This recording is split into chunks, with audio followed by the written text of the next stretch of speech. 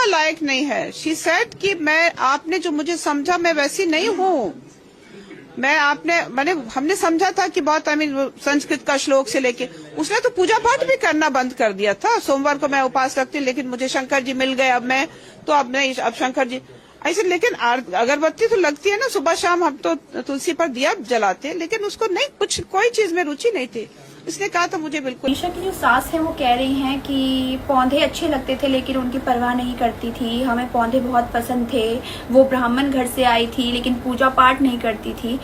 Instead of this कि उनकी बहू मर गई है और वो ये कहें कि जिसको जो भी अच्छे से अच्छे कार्रवाई है वो करे और लड़की को इंसाफ मिलना चाहिए, कैसे उसके साथ जो हुआ है पुलिस पूरा इन्वेस्टिगेट करे। देखिए यहाँ पर कहीं ना कहीं ऐसा लगता है कि जो केस मैं भी रोज देखती हूँ और अमूमन हम सुनते हैं कि कहीं ना कहीं सास जो रहती है उन्हें सिर्फ कमियां निकालनी होती हैं।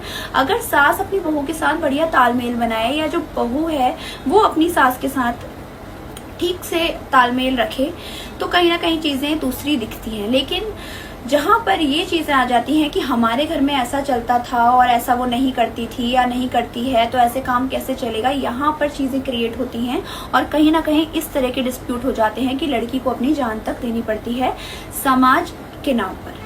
तो इस चीज को थोड़ा नॉर्मलाइज करिए, जो सास बहू का रिश्ता है उसको थोड़ा नॉर्मलाइज करिए और कोशिश करें कि जो लड़की है उसे अपनी बेटी बराबर ही समझें और जो चीजें हैं थोड़ा नॉर्मलाइज तरीके से देखें। Thank you so much. मोलिक update like that kindly follow us on Instagram.